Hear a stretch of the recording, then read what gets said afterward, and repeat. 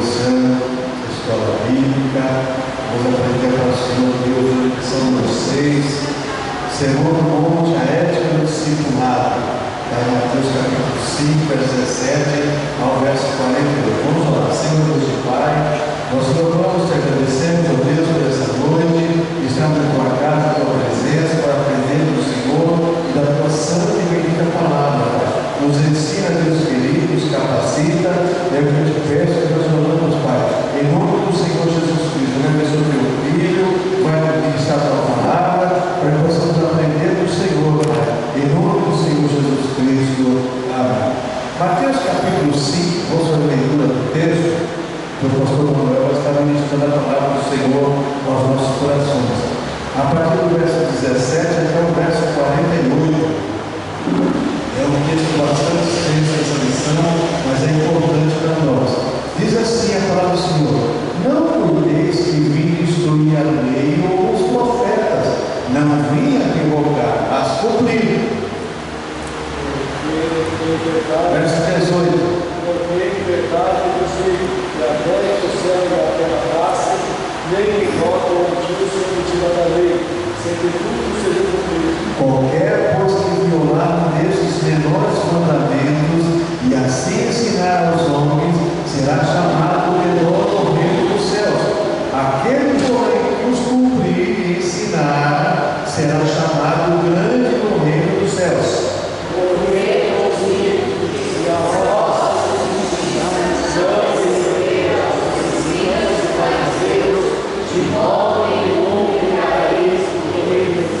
Ouviste o que foi dito aos antigos: não matarás, mas qualquer que matar será réu do juízo. Eu ordenei aos filhos de qualquer sem motivo, sem julgar a seu Deus, será réu do juízo. E qualquer que chamar a seu voluntar, será réu do sinédrio. E qualquer que me chamar louco, será réu do fogo do inferno. Portanto, se trouxeres a sua oferta ao altar, aí te lembrares de que teu irmão tem alguma coisa contra ti. Deixa alguém diante do altar a tua oferta e vai considerar e o perdão. E depois vem apresentar a tua oferta. Concilia-te depressa com teu adversário, enquanto estás no caminho com ele, para que não aconteça que o adversário te entregue ao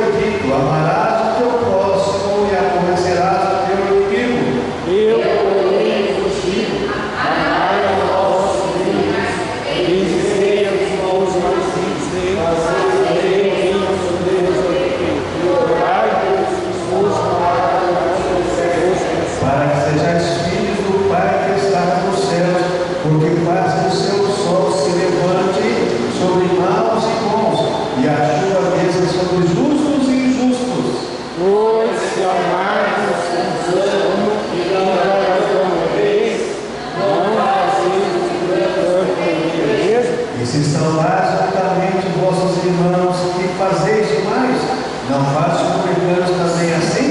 Sede vós os perfeitos, como é perfeito vosso Pai que está nos céus. Aleluia. Obrigado pela palavra. Se puder sentar, irmãos. Hino 2:3, veia do nosso cenário. 2:3, veia. Glória a Deus. Aleluia.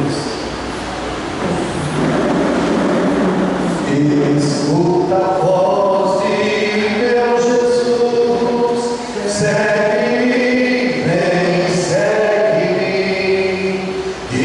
guiar-te-ei a eterna luz, segue-me, vem, segue-me, por ti eu tornarei cumprir, por ti o amar o véu bebi, por ti a morte já sofri, segue-me, vem, segue-me, liberta dos pecados teus, segue-me, vem, segue-me, guiar-te aos altos céus, segue-me, vem, segue-me.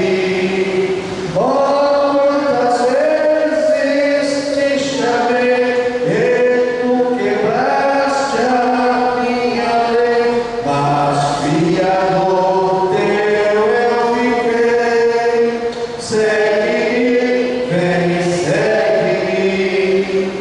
Em mim tu podes descansar. Segue-me, vem, segue-me. Vem teus cuidados me entregar. Segue-me, vem, segue-me. Eu sou teu Deus, teu Salvador. Eu clamo muito ao pecador. Ó, deixa todo teu temor. Segue-me, vem, segue-me. Sim, meu Jesus, te seguirei. Seguirei, sim, seguirei. Por ti eu todo deixarei. Deixarei, sim, deixarei. Muito eu sou e sem valor, sem ti não posso andar, Senhor, mas enche-me do teu vigor. Seguirei, sim, seguirei. Seguir a Jesus não é para todo mundo, não. É em grupos, né? Pastor Manuel. Aleluia.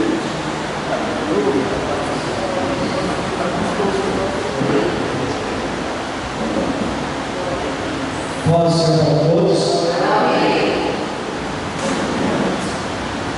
Lição de número 6, página 39. Sermão do Monte, a ética do discípulo. Objetivo da aula: abordar os aspectos da ética do discípulo apresentados por Jesus no Sermão do Monte. Na introdução à página 39, conhecendo o texto, leiamos. Nessa sessão do Sermão do Monte, Jesus apresentou o conjunto de valores que devem nortear a conduta do discípulo. Em sua exposição dos princípios éticos do reino, ele selecionou leis do Antigo Testamento e as interpretou à luz do Evangelho. Diferentemente das tradições dos escribas e dos fariseus, que preconizavam que a ética estava relacionada apenas às ações exteriores, Jesus a associou às atitudes do coração. Todo o ensino de Cristo estava em completa harmonia com toda a Bíblia Sagrada. Não havia dissonâncias. Ele não veio anular a palavra de Deus, mas sim vivê-la em sua totalidade. De acordo com o teólogo William Hendrickson, Cristo não foi o proclamador de novidades. Seu ministério estava enraizado no Antigo Testamento. A seguir, apresentaremos alguns aspectos da ética do discípulo. Então, a nível de introdução, nós estamos estudando o Sermão do Monte, e nesse Sermão do Monte, nós estudamos algo que aqui se denomina, de maneira filosófica, ética do reino.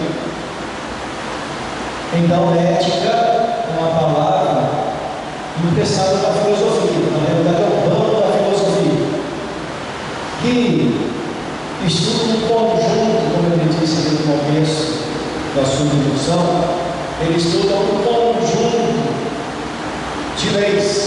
Dentro desse conjunto de leis, ele está destacando alguns aspectos.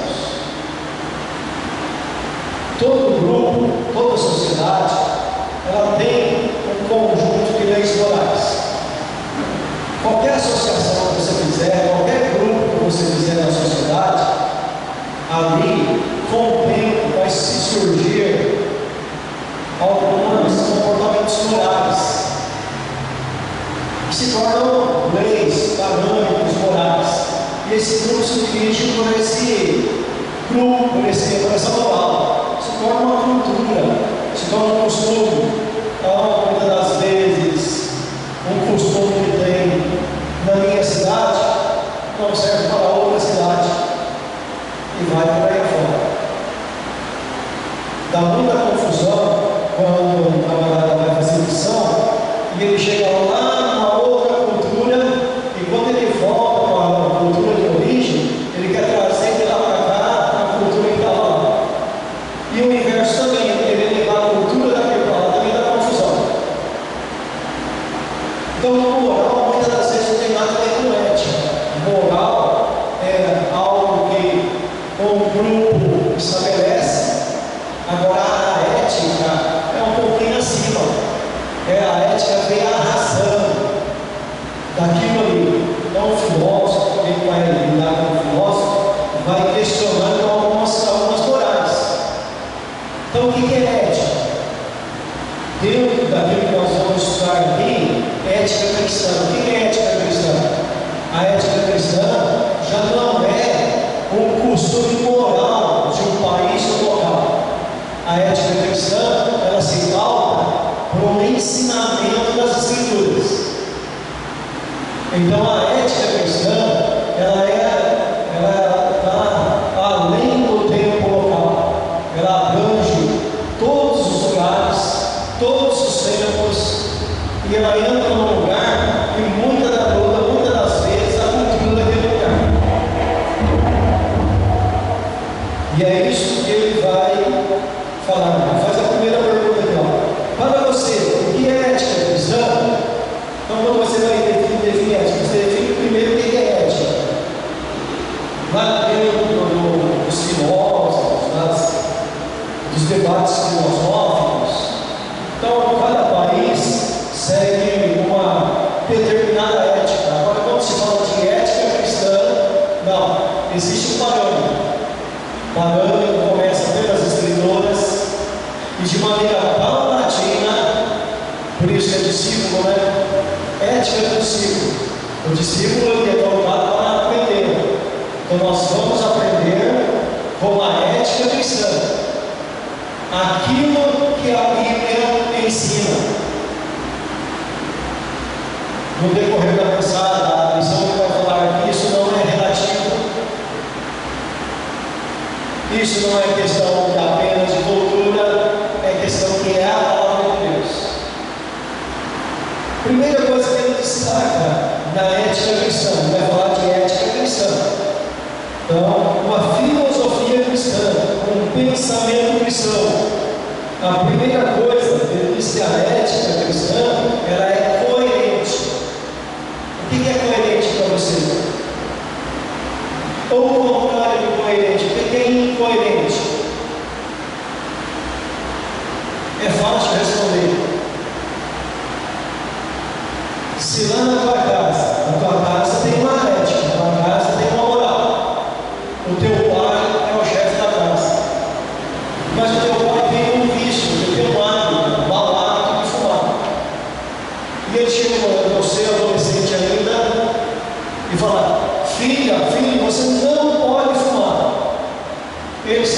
coerente? De jeito nenhum, né? O pai da Marluz, ele fumava, né? Até morrer fumava. E ele falou para as filhas, para as 7 filhas: olha, vocês não podem fumar. E um dia ele chegou em casa e encontrou uma mais velha fumando. Ele deu um tapinha, só quebrou os dentes dela. E falou para ela: não lembra o que eu faço, o que você vai fazer. Agora, tem coerência? Coerência é isso. Dentro da ética cristã existe uma coerência. Bom, nem sempre, né? Dentro da ética cristã sim, mas nem sempre o camarada que diz cristão é ético. Mas vamos pegar um maior exemplo: Jesus Cristo. Ele fazia e mandava. Ele, quando chegava para os seus debatedores, ele falava para os seus debatedores assim, os seus oponentes: quem de vocês aí me convence de pecado? Mas ninguém podia estender o dedo para ele e falar: você cometeu um erro. Ele fazia e mandava fazer, ele é coerente. Então, a ética cristã, ela é coerente. Então, é uma ética que, na realidade, você vai aprender na prática.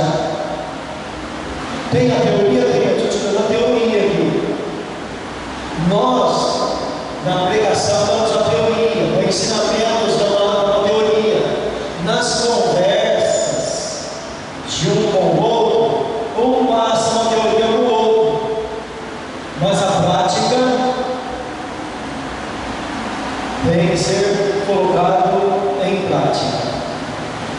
Os princípios da ética de Jesus colidiam frontalmente com os valores dos líderes religiosos de Israel. Olha, presta atenção. Eu disse no começo que toda sociedade tem um código moral. Aqui dentro do Sermão do Monte, dentro do contexto bíblico de Jesus Cristo ali,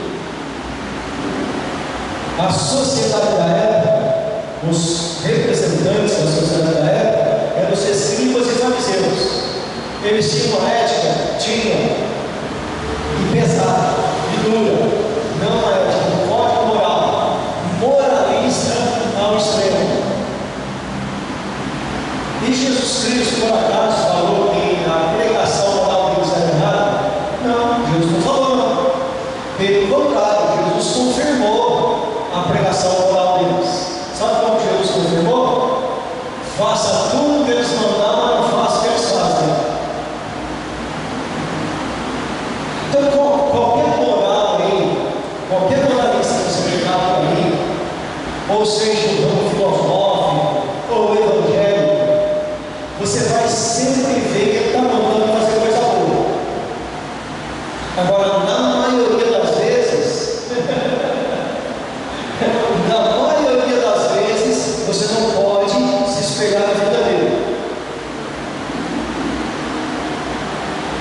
Dizer como Paulo: olha, sejam meus imitadores como eu sou de Cristo. Então, a ética que se ensina para nós aqui é para nós sermos imitadores de Cristo. E sendo imitadores de Cristo, aí, como eu disse na aula passada, nós seremos luz e sal. Sendo imitadores de Cristo, ou seja, colocando em prática esse conjunto moral que nos vai ser ensinado. Que dentro do Sermão do Monte é uma moral elevadíssima. De tal maneira que, se você pegar um comentário na Bíblia Pentecostal lá, ele comentando esse trecho do capítulo 5 aqui do Sermão do Monte, o autor lá, ele defende a tese que o cristão consegue ser obediente a esse sermão moral aqui. Mas é o que ele diz: ó, com a graça de Deus, com a ajuda do Espírito Santo, com Jesus te perdoando todo dia e te dando uma nova chance, você segue em frente. Vai desse jeito que você consegue, tá? Mas, pelo menos vamos tentar.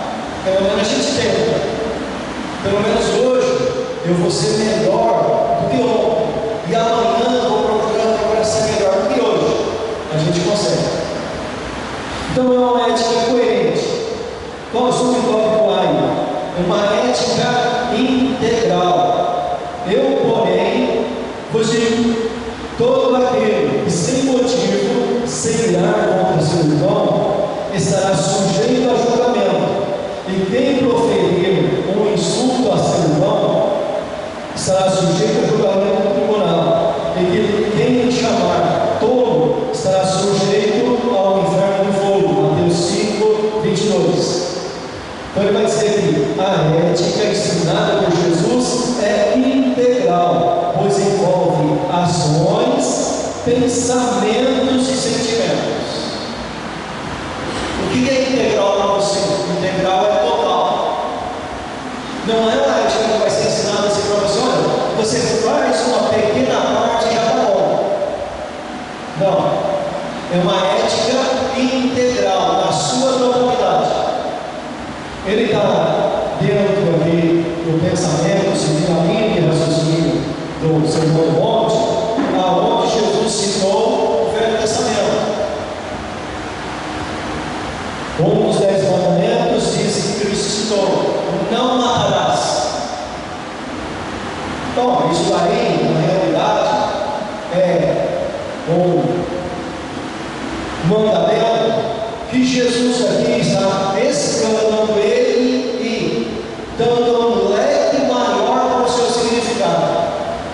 Ele está dizendo para você assim o seguinte: ó, essa seleção está falando para você o seguinte: olha, não basta você não matar, você tem que anular o desejo de matar. Tem aí um pregador que eu sempre ouço ele, e ele estava pregando, e ele disse na pregação, ele disse assim: olha, não matarás, mas que dá vontade, dá. Tem uns camaradas aí que dá vontade de matar. Bom, ele está sendo sincero, né? Pelo menos está sendo sincero. Não, vamos dizer, ele está sendo sincero. Mas olha o que a lição está dizendo aqui: ó, não matarás, você também não pode ter o desejo no coração de matar. Ou seja, você tem que dominar. É integral. Não basta não matar. Se você fez uma tentativa de matar, aí dentro da nossa lei judiciária aí, você estava mais aqui na moral da ética do Sermão do Monte, somente de pensar, ó, você tem que controlar a ação. Ó, tem vontade, não matou. Agora controle a vontade. Mesmo que o camarada te esteja tirando você do sério. Sabe aquele camarada dentro do seu grupinho que está tirando todo mundo do sério? É por isso que o pregador Glória, todo dia eu tenho vontade de matar. É porque tinha muita gente criticando ele, né? Principalmente no Facebook e nas redes sociais, tá? Cheio de gente criticando ele. Então, todo dia ele estava com vontade de matar, mas não matava. Mas então, presta bem atenção, hein? Ele está dizendo aqui, ó, se você se irar contra o teu irmão sem motivo, de repente o cara contou uma tão grande para você que a ira foi justa. Você tem toda a razão de estar irado com ele. Mas o que a Bíblia ensina? O que Paulo ensina? Não se deixe o sol se pôr sobre a nossa ira.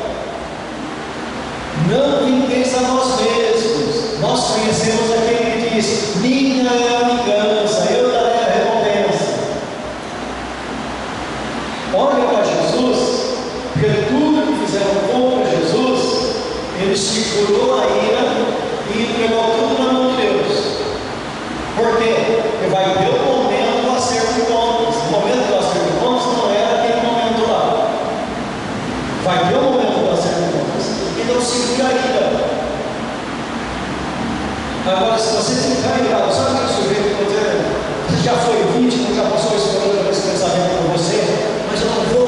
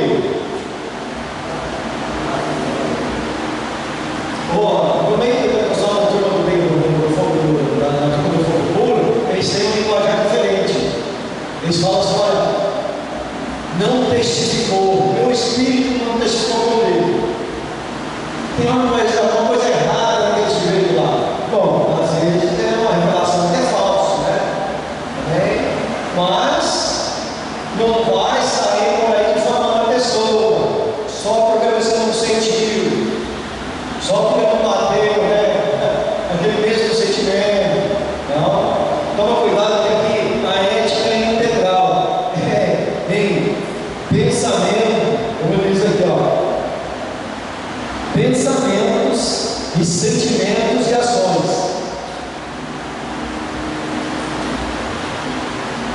Na página 40 aí, B, letrinha B da página 40.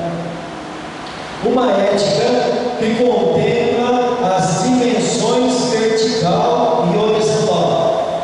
O que é vertical e horizontal? Você deve saber aí no primeiro, segundo, terceiro ano lá do primário, tá bom? Se, pois, ao trazeres ao altar a tua oferta, ali te lembrares de que teu irmão tem alguma coisa contra ti, deixa perante o altar a tua oferta, vai primeiro reconciliar-te com teu irmão, e então, voltando, faze a tua oferta. Aqui então, no linguajar calvinista, existe aqui nesse versículo o vertical e o horizontal. Culto a Deus, você está prestando para Deus, então é vertical, é de você para o céu. Mas o teu relacionamento com o teu irmão é no horizontal, é aqui na terra. Então a ação daqui da terra influencia a tua adoração vertical.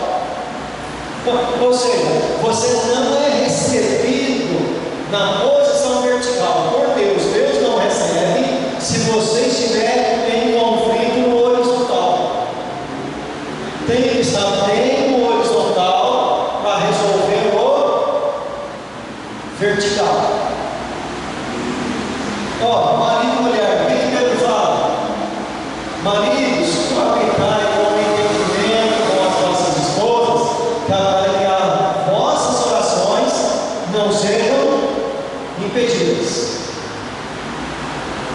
Ou seja, vem e presta para Deus um belo culto.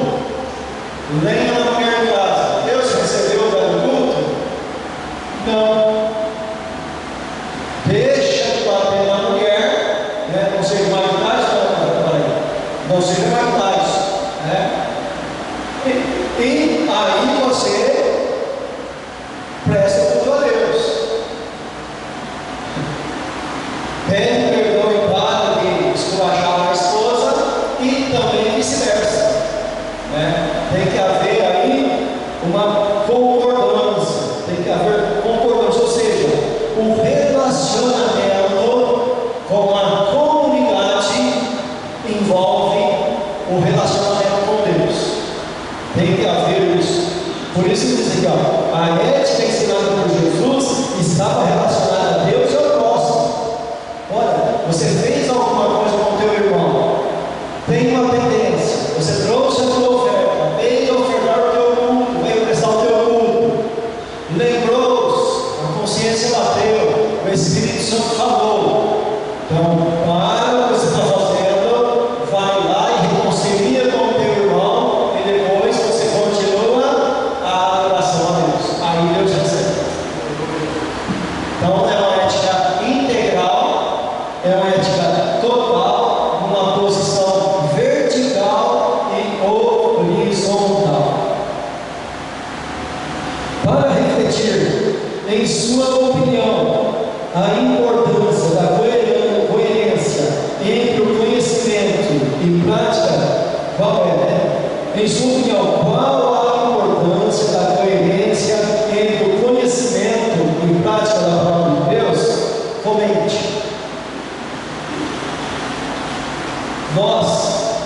Eu leio bastante, escuto pregações. Você lê, escuta pregações, ou seja, você tem um conhecimento teórico. Você conhece alguém que tem um grande conhecimento teórico. Agora, qual é o nível de prática desse conhecimento meu e seu? É isso que eu quero mandar você refletir e comentar. Tiago fala sobre isso, né?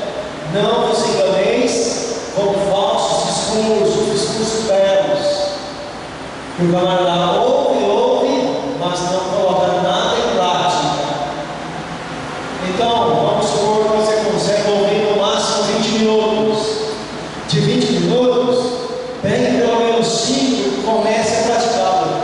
Ou seja, a sua teoria tem que ser colocada em prática. A ética do reino de Deus só tem valor se você aprender a teoria, aprender o ensinamento e colocar esse ensinamento em prática. Você vai ver que você vai ver nas Escrituras que uma boa parte dos ensinamentos de Cristo era sempre na prática. Jesus foi ensinar a humildade de servir ao próximo. Ele pegou, se cingiu e lavou os pés dos discípulos. Disse: olha, eu vos dei o exemplo. Bem-aventurado vocês se seguirem o exemplo. Então Jesus, ele era exemplo. Nós devemos ser exemplo da nossa teoria. Nós temos uma ética, nós temos uma filosofia de vida. E essa filosofia de vida deve ser colocada em prática. Regra de fé e prática. Eu acredito e pratico. Fé verdadeira é aquela que acredita e coloca em prática. Senão é fé de fariseu. Senão é ensinamento de fariseu.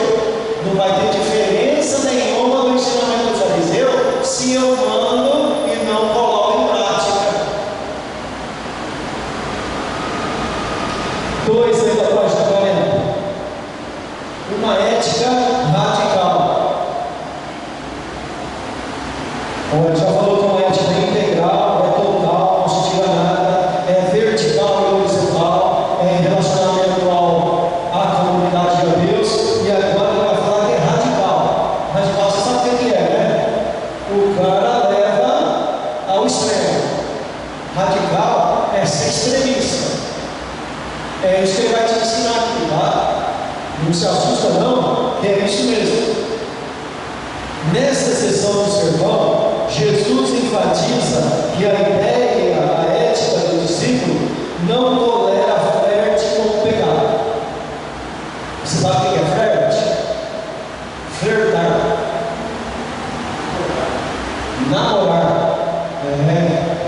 Não, mas foi só um namorinho, eu não casei, só namorei. Lembra daquela vocês? Lembra do seu tempo? Lembra, né? Quando pedia a mão da fulana, já estava com a mão marcada, né? Não era flerte, não, era de verdade, era para casar de verdade, né? Hoje tem um negócio do ficar, né? Hoje noivado, às vezes não é noivado, é só flerte, é só ficou, acabou e vai todo mundo, né? Aquele que quer ser legal que não tem namoro com o pecado, não tem esse negócio de, eu só vi um pouquinho, eu gostei um pouquinho, não. Tem que ser radical com o pecado. Pode até nunca casar, mas não tem que ser radical com o pecado. Pode até namorar, de repente não deu certo, mas com o pecado tem que ser radical, não pode haver flerte com o pecado. O ensinamento é que devemos ser radicais para remover tudo que se interpõe em nosso caminho de entrada no reino de Deus. Bom, então eu tenho uma promessa de um reino de Deus, eu entendi, compreendi, agora eu tenho que tirar do caminho tudo que impede essa entrada no reino. Eu não posso me deter no caminho e ficar postando do que dá, me deter no que não dá. Ou seja, lá no Hebreus capítulo 12, né? Corramos com paciência a carreira que nos está proposta, deixando todo o laço e embaraço, e todo o peso, e todo o pecado que nos rodeia. Corramos com paciência a carreira que nos está proposta. Vamos deixar de lado o pecado, vamos deixar de lado o peso, vamos deixar de lado o erro, não vamos namorar com o erro, com o pecado, e vamos prosseguir à frente. O ensinamento de Jesus não abre espaço para compactuar com o pecado. Para expressar a realidade da ética do discípulo, Cristo usou duas figuras, olhos e mãos. O que vemos e o que fazemos é o que determina a nossa vida de santificação.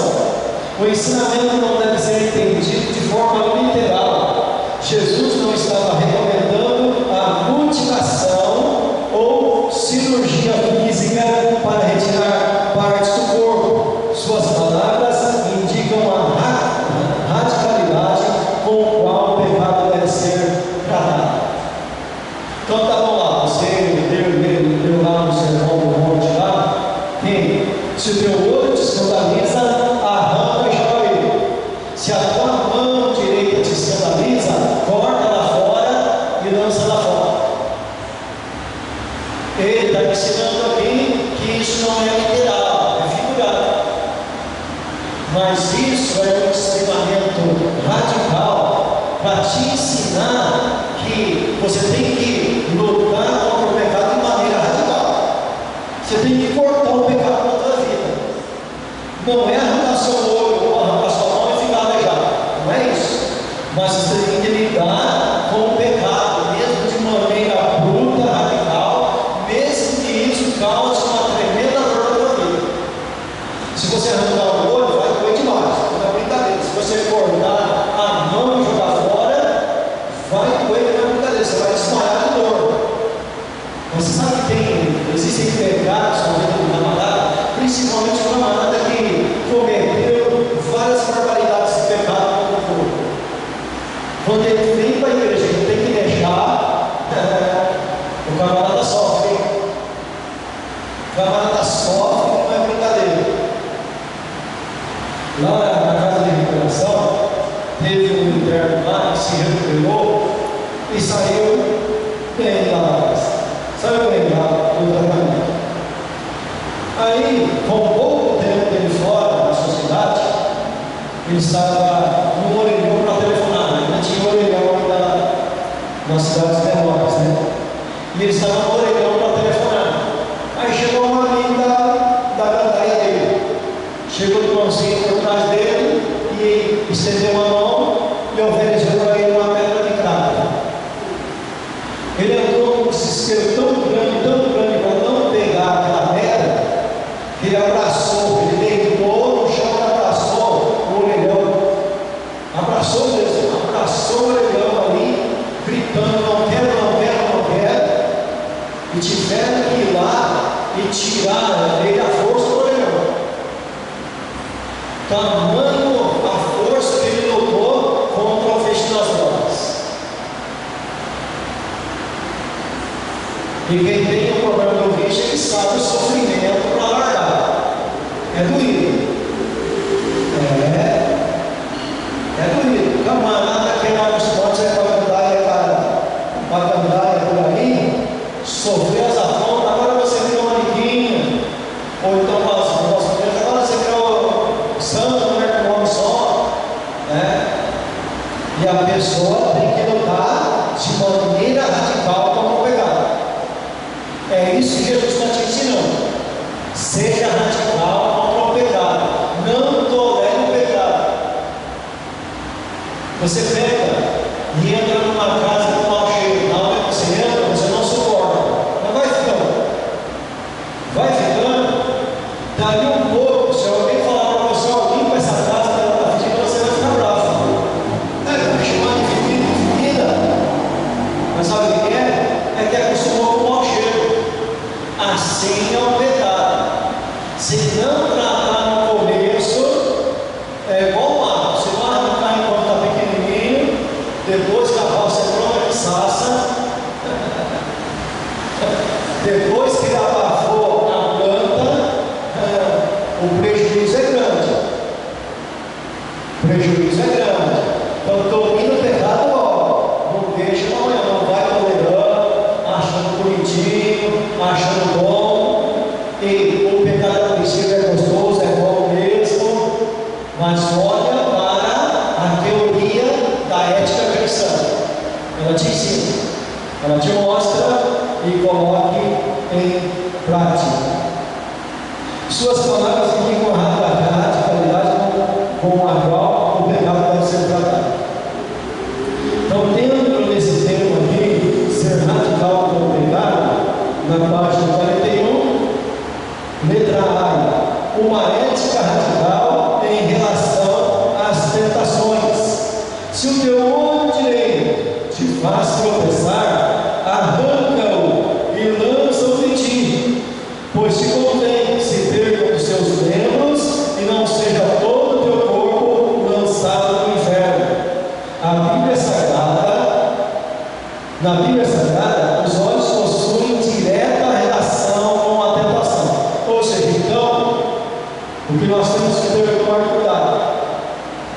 Jesus ensinou na sua palavra, dizendo assim: a candeia do corpo são os olhos.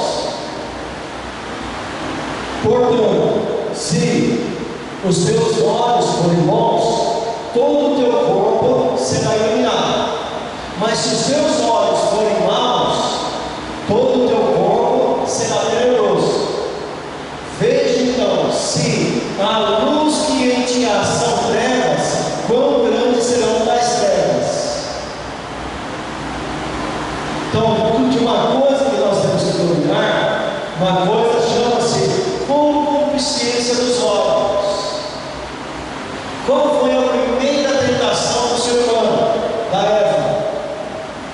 Foi a concupiscência dos olhos. Ela olhou para o fruto proibido, viu que o fruto proibido era bonito e era chamava a atenção para dar entendimento, e ela então estendeu a mão e aceitou a palavra de tentação proferida pela serpente. Ou seja, o primeiro pecado que se entrou no mundo entrou através da concupiscência dos olhos. Então é uma guerra diária, uma guerra cotidiana. Todo momento nós temos que estar vigiando com os nossos olhos. Os olhos levam ao adultério, os olhos levam à cobiça, à inveja. Uma sociedade, um começa a invejar o outro e cobiçar o outro. Por que começa a cobiçar e invejar? Porque viu que o outro está possuindo e ele ainda não. E ao invés de ficar contente que o outro está prosperando, fica com inveja. Mas a inveja entrou através de algo chamado concupiscência dos olhos. Então corta a concupiscência dos olhos e você não vai adulterar, você não vai invejar, você não vai cobiçar a mulher do próximo. Tem até aqueles caras que fazem uma brincadeira, né?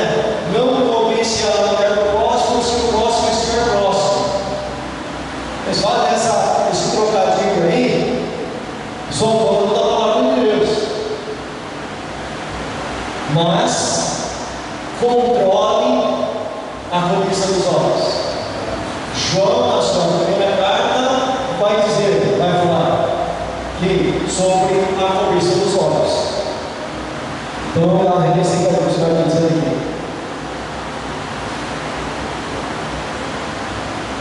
A ética do reino exige radicalidade em relação à tentação.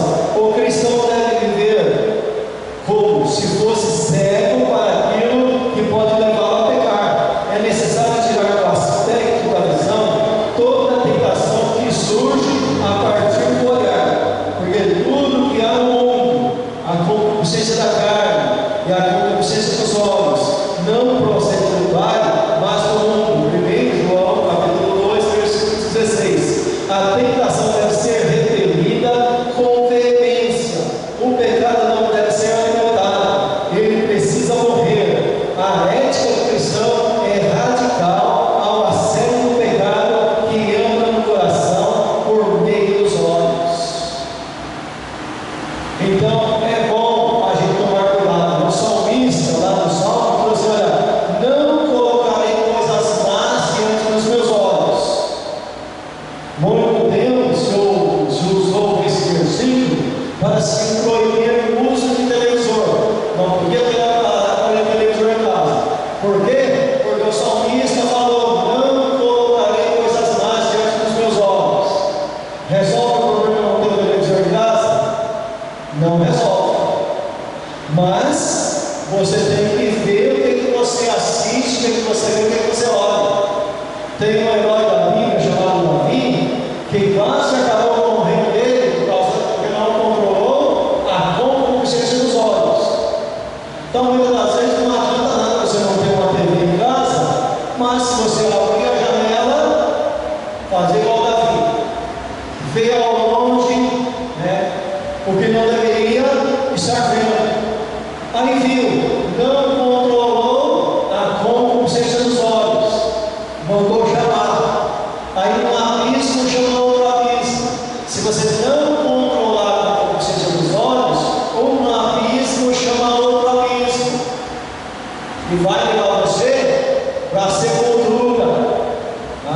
Então, toma cuidado, porque Davi pagou um preço muito grande e muito alto por não ter controlado a concupiscência dos olhos. Letra B da página 41. Uma ética radical em relação às ações pecaminosas. Como nós falamos do olhar, agora nós vamos falar da mão, que é a dona da ação. Tudo que você faz, a mão está envolvida. Ei, mão bendita, né? Essa mão é bendita ou é maldita? A mão é uma parte do corpo, ela é bendita ou é maldita? E se a tua mão direita te faz tropeçar, eu já coloco logo direito, porque representa o lado forte, o lado bom. Quando relacionado a Deus, representa toda a proteção de Deus. Quando relacionado a nós, representa toda a nossa força. Mão direita. Do lado direito é um lugar de honra, né? Então, se a tua mão direita, olha, é a mão direita que você tem que tomar cuidado, ou seja, toda a tua honra vai estar dentro das tuas ações. E se a tua mão direita te faz tropeçar, corta e lança de ti, pois te convém que se percam os teus membros e não vá todo o teu corpo para o inferno. Mateus 5,30. A expressão mãos, usada por Jesus, indica o que fazemos e a maneira como fazemos. O que fazemos e de que maneira fazemos. Tudo que nós fazemos tem que ser pautada por uma moral, uma regra moral, uma ética, e essa ética é a ética do reino. Ele vai então aqui nos ensinar. Assim, a figura de linguagem, a amputar a mão direita, indica a radicalidade com a qual o discípulo deve evitar a prática do pecado. Então, tudo que você faz, de certo ou de errado, você faz por meio do corpo. Se vem um pensamento de roubar, nasce lá no coração, e do coração, na mente, né? Vai a ordem, e quem pratica essa ordem é a mão. Vai lá e passa o 5 dedos, né, irmão? Vamos fazer isso. Lá na roça se tira muito legal de roubar a galinha, né? Tanto faz roubar a galinha como roubar o banco. O crime do roubo é o mesmo. É pecado do mesmo jeito. Então, qual que é a ética do reino? Aquele que roubava, agora não roube mais, mas antes trabalhe com as suas próprias mãos para que tenha para si e para ajudar os outros. É a ética do reino.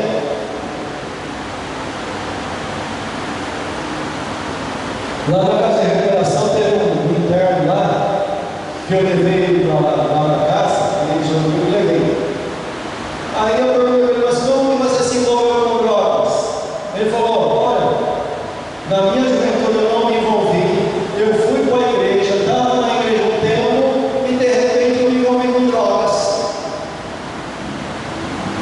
Eu falei, mas que absurdo, mas que coisa mais besta, mais tola. Estava na igreja, foi para a igreja, não tinha essa porcaria de vício, na igreja vai e se envolve com droga. Ou seja, você tem que pegar a teoria do reino e ser radical. Corta, e depois que caiu para levantar.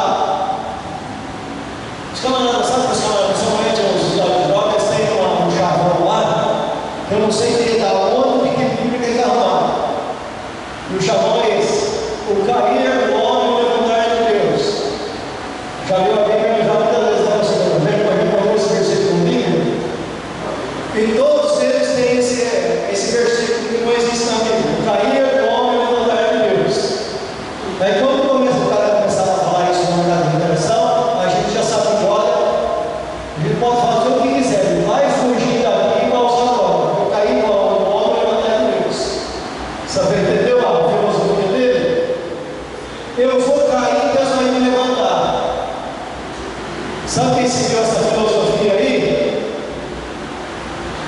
Esaú, né?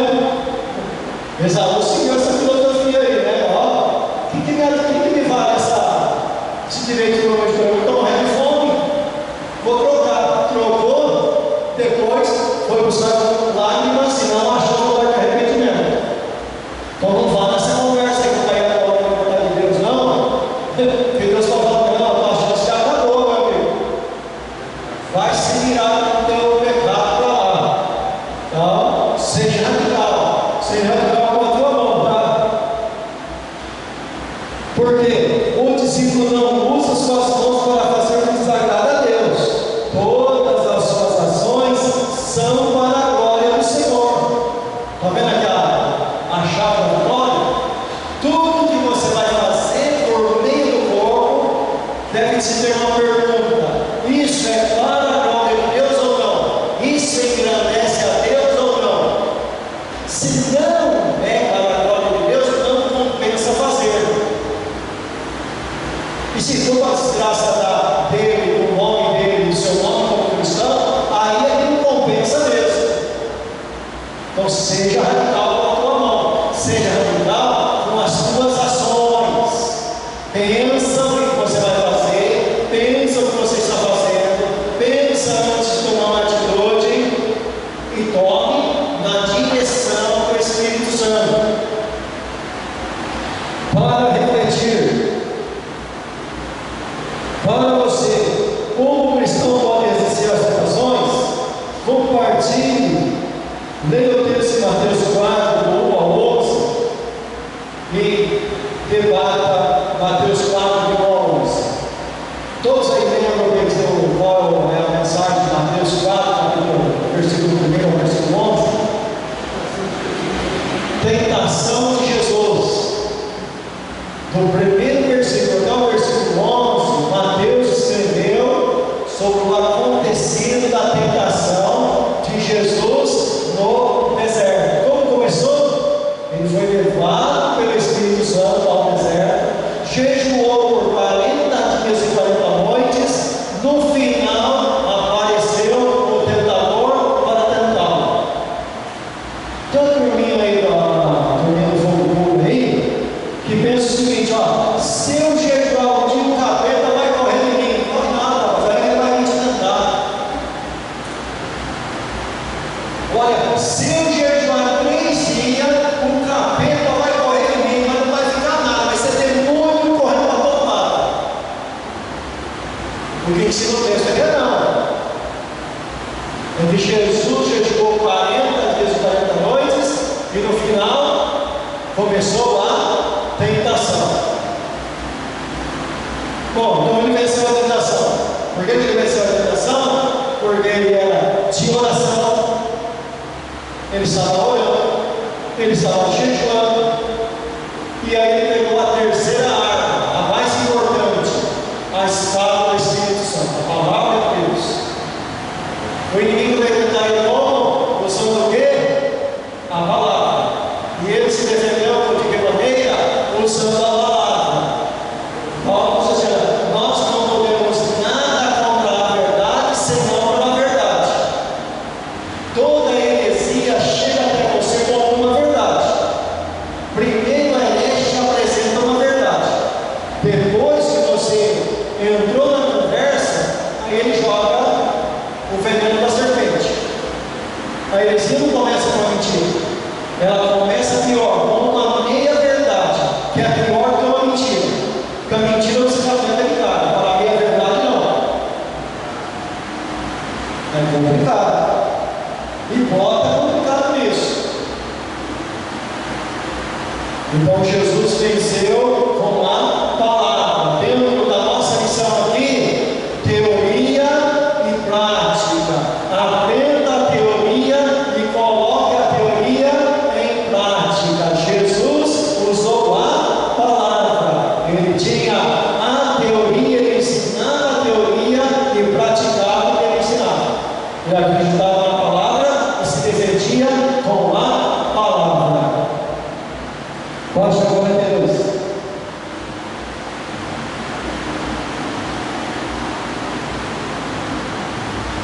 Tópico 3 aí, está baseado em Mateus 5,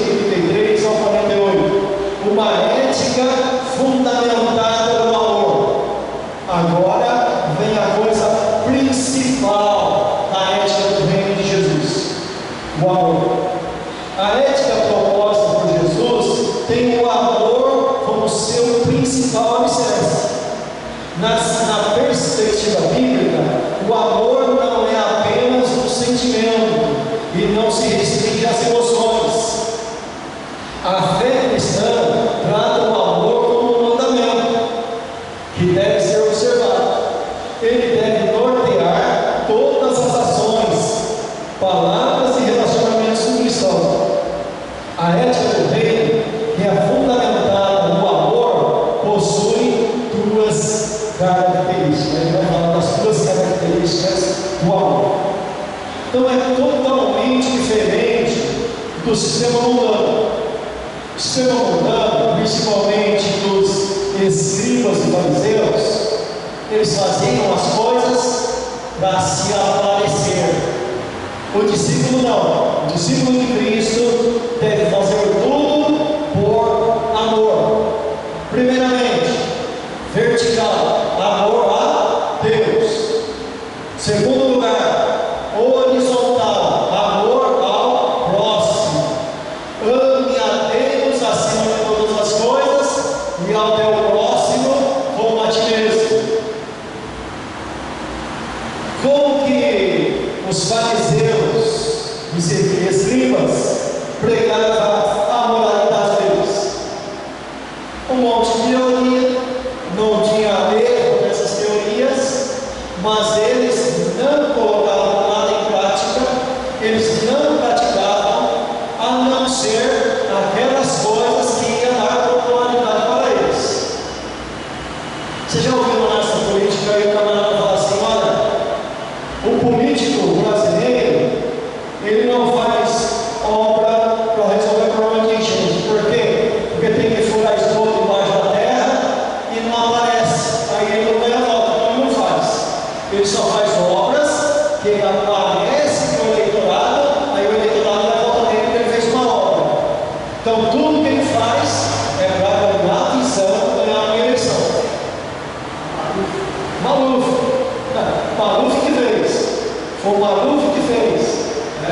E vai para ele agora. Sempre faz para fazer uma campanha em si, ou seja, promoção própria, objetivo próprio. A ética cristã não é assim. Jesus censurou os escribas e fariseus.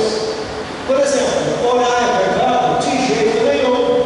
Mas Jesus censurou a oração dos fariseus. Não censurou? Dar esmola e dízimo é errado, é pecado? Não, mas Jesus censurou eles. Por quê? Porque eles faziam tudo isso para se aparecer. Aprender para ensinar é errado, não é necessário, tem que aprender para ensinar. Mas Jesus censurou os mestres de Israel. Por quê? Porque eles aprendiam e ensinavam. Qual era o objetivo deles? Ser chamado de mestre. Só para ganhar o título. O camarada faz o curso, coloca o anel no dedo, vem o curso, tem que fazer mesmo. Tem que aprender. Gastou dinheiro no anel, o dinheiro é dele, tá certo. Chega no público, está pregando assim, ó. É censurado para se aparecer. Fez teologia para se aparecer. Fez teologia para ensinar. Tem que fazer mesmo. Mas fez teologia para ficar brincando com os outros. Até o apóstolo. Maior, melhor, né? Esse é maior, entendeu? 8 mil. Os caras já vão comprar, vai ficar se amostrando para os outros aí. Ou seja, tem que ser pautado no amor. O que Jesus falou para os fariseus? Tá bom, vocês estão sendo chamados de mestre, na realidade vocês já receberam o galardão de vocês. Por quê? Porque vocês queriam ser chamados de mestre, então não tem pagamento nenhum. Mas se você fazer por amor, aí, além da salvação, tem a recompensa do galardão. Não confunda isso aqui, como eles dão o autor da Bíblia Pentecostal, não confunda isso aqui com méritos para a salvação. Salvação é gratuita, não pega esse texto para ensinar salvação por mérito, porque se você pegar aí, você está perdido mesmo. Porque se a moral, além de Moisés não salvou ninguém, imagina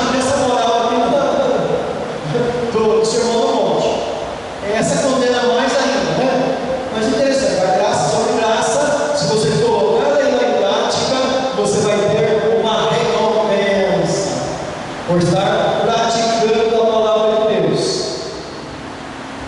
Então, como vai? Uma ética simples. A ética do amor é uma ética simples. Você não precisa ficar prometendo nada para ninguém. Você não precisa prometer, você precisa tentar fazer. Faça. Na calada da noite, faça. Faça no animado, mas faça. Ninguém viu. Ora para alguém. Na calada da noite, no teu quarto, ora. Você orando em secreto, Deus te recompensará publicamente.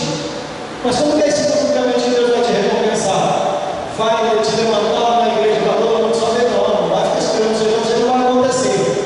Mas naquele dia da recompensa, você vai ser recompensado diante de todos os santos, tanto os santos de igreja como os santos anjos de Deus.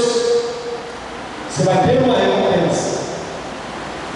O ensinamento de Jesus deixa claro que a ética do reino de Deus não abre espaços para complexificações.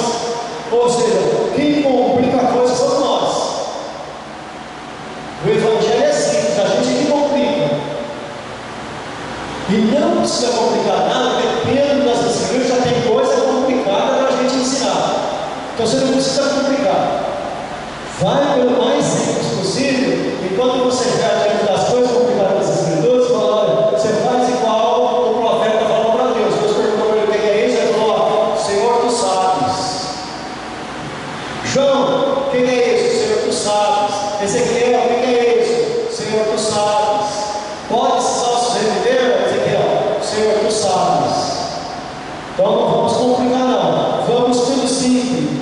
Simples. E qual que é o simples? Ela é simples, não é dúvida. Não fica em cima do muro. E Jesus ensinou que as palavras do cristão não necessitam de um juramento para sustentá-las. Você já percebeu uma conversa entre colegas, não amigos, colegas, principalmente em trabalho? Sempre tem aquele camarada que conta mentira, não tem? Ele conta uma história mentirosa. E o pior de tudo é que ele acredita na mentira que ele conta, ele acredita na história que ele está contando. E se você começar a dar risada, ele perceber que você está dando risada e não está acreditando, ele fica bravo e jura. Eu juro pela minha mãe.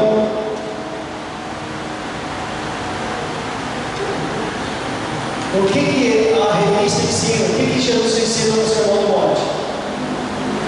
Não jureis nem pelo céu, nem pela terra. Não jure por nada. Seja que eu falar sim, sim, não, não. Não vá inventar um testemunho evangelástico, né? Tem isso aí também, né? Principalmente no meio dos camaradas que tiveram uma vida certa e errada aí fora, e quando vem contar a sua conversão, tem muitos que sentem prazer na velha vida e ainda aumenta o que aprontou. Tem gente que aumenta, tem gente que dá falso testemunho. Simplifica. Jesus não precisa de milagre para engrandecer o nome dele. Ele precisa de milagre para acreditar nele, somos nós. Jesus faz milagre, Jesus faz a coisa, Jesus realiza para a glória dele. Você, para dar testemunho dele, não precisa inventar nada, seja simples. Se Deus fez, fala. Se não fez, você acredita em Cristo não porque ele faz, você acredita nele porque está escrito na palavra de Deus. É a palavra que deve orientar a tua fé, e não acontecimentos. Aconteceu um milagre, amém. Não aconteceu, você acredita do mesmo jeito, e tem gente que inventa para parecer santo no frente do povo, né? Paulo fala, olha aplicado, olha como ele tem fé. Não é nada disso, né? Então, vá pela simplicidade. Em nossa trajetória de fé, precisamos ter cuidado com as palavras, pois elas revelam o caráter e o nível do nosso compromisso com Deus. Então, nessa ética cristã, que é uma ética simples, você deve tomar cuidado com as palavras. Salomão falou muito sobre isso, que aquele que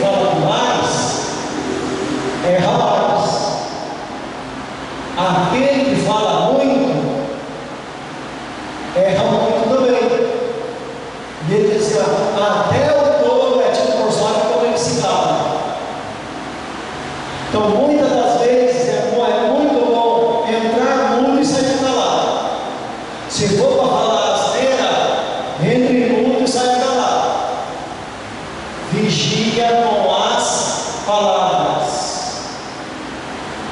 Tem que vigiar, aprender a vigiar. Se é bem verdade, o Tiago trata sobre esse assunto aí, e ele diz que aquele que controlar a língua 100% chegou a nível de perfeição total. Então, nem eu e você chegou a esse nível. Então, vamos continuar vigiando com a língua. Porque se a gente tivesse chegado, ele teria arrebatado nós, né? Então, ele não te arrebatou, é porque você não chegou nesse nível. Então, continua vigiando com aquilo que você fala. Ponto B aí. Então, na ponto A, você vai falar sim, sim, não, não. Ponto B, da página 42. Uma ética excelente. Eu, porém, vos digo: não resistais ao perverso, mas a qualquer que te ferir na face direita, volta-lhe também na outra. Mateus 5:39. Se alguém te bateu uma face, em vez de você reagir, oferece a outra. Difícil, mas vamos lá. A ética do reino rejeita o ódio e a vingança como caminhos possíveis para os relacionamentos humanos. O ensinamento de Jesus é que o discípulo deve agir com base no amor. Quando o cristão tem sua vida orientada pelo amor, suas reações são generosas, pois sempre faz mais do que é pedido. Se alguém te obrigar a dar uma milha, vai comer duas. Mateus 5:41. Uma ética excelente prioriza o amor em detrimento da vingança. Trata o inimigo com amor e faz do perseguido um alvo do perseguidor um alvo de oração. A excelência da ética do discípulo faz suas reações surpreenderem positivamente. O servo de Deus não paga o mal com o mal, mas sim o mal com o bem. O discípulo não revela suas ações e reações a partir do padrão medíocre. Pelo contrário, a excelência e o amor são seus referenciais. Nesse tópico aqui, lá na casa de recuperação, nós tivemos uma pessoa que não era interno lá. Ele tinha um comércio e ele nos servia lá com o seu comércio. E ele, cristão. Mas ele tinha uma filosofia de pensamento. Isso daí era a regra de vida e prática dele. Ele vivia repetindo. Qual era a filosofia dele? Ele dizia assim: olha, quando eu fui batizado por imersão. Então, se imersão você sabe, né? O corpo todo é mergulhado na água, não fica nada. Mas ele dizia assim: mas no meu caso não. No meu caso foi por imersão, mas quando eu fui batizado, o meu braço ficou do lado de fora. Entendeu a ética dele? Entendeu a filosofia dele? Bom, se não entendeu, eu vou te explicar. Meu braço ficou do lado de fora, porque na hora que me tirar do sério, meu braço funciona.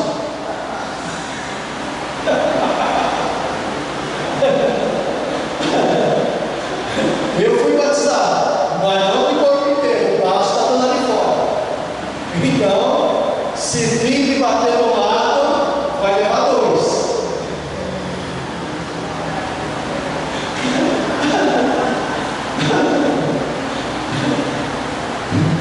Lá na Pauliceia, também eu conversei bastante com o irmão lá, que ele era desse meio de evangélicos que tem uma ética rígida, né? Meio de vida evangélica rígida. Não usa isso, não usa aquilo, tem que usar roupa tal, e vai por aí fora. Aquela rigidez que muitos de vocês conhecem na pele e osso. Mas eu quero que ele conversando comigo, ele falou: tem uma segregação ali que eu não aceito não. Esse negócio de falar aí que o camarada vai me bater, eu vou dar o outro lado. Isso aí, eu não aceito não, isso aí é capeta.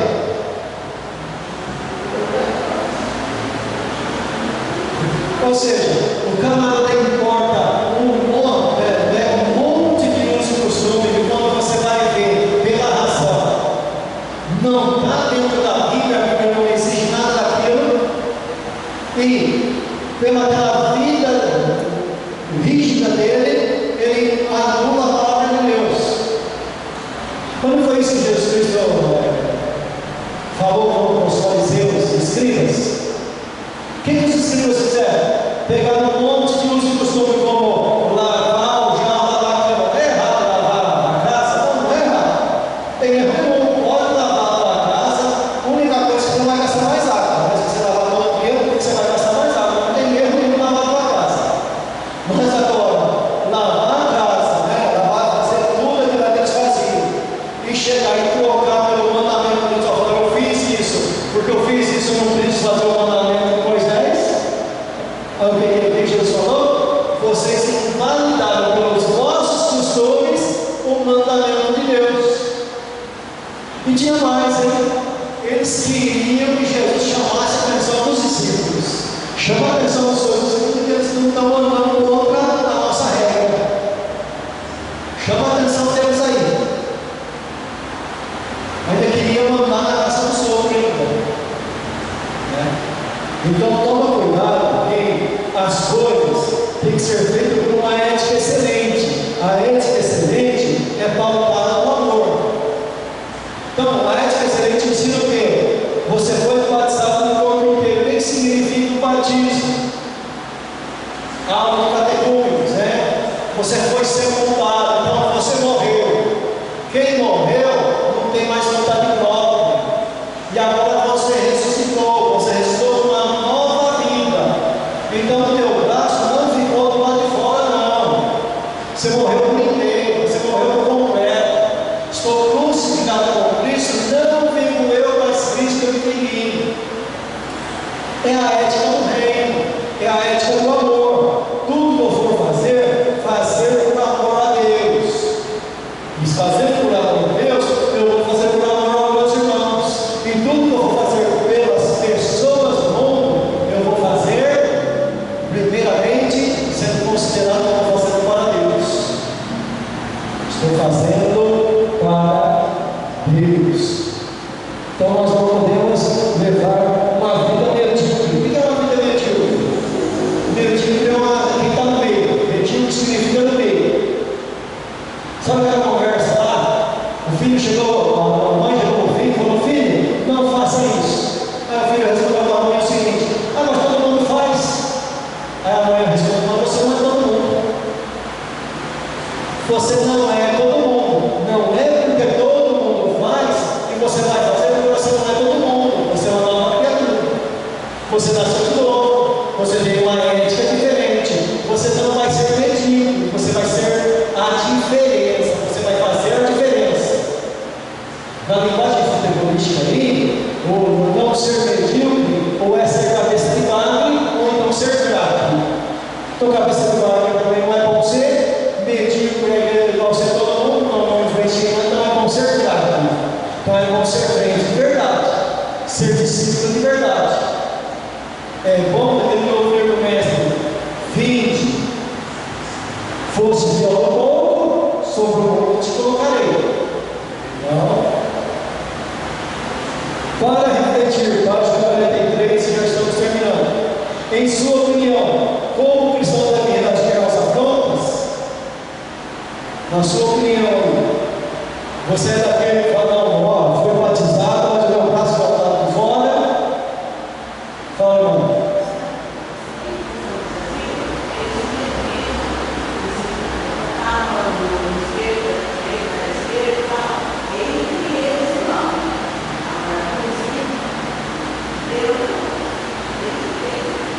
Aí a gente volta na missão integral.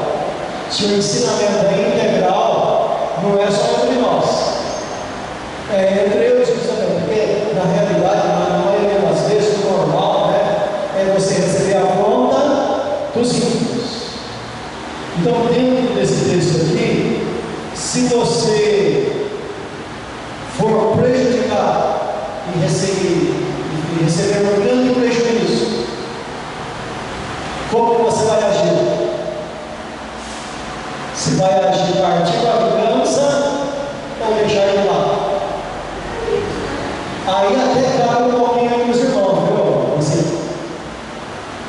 Porque Paulo diz: tendes contento entre vós, ou alguém de vós ter pertença entre vós, e ao invés de levar pertença para os cabeças da igreja, e não deixar de levar para os cabeças da igreja, os sábios da igreja, e levar para o juízo do mundo. Então é errado você entrar na justiça comum contra o teu irmão. Lá Paulo ensina para antes sofrer o agravo e não levar o irmão para vias judiciais.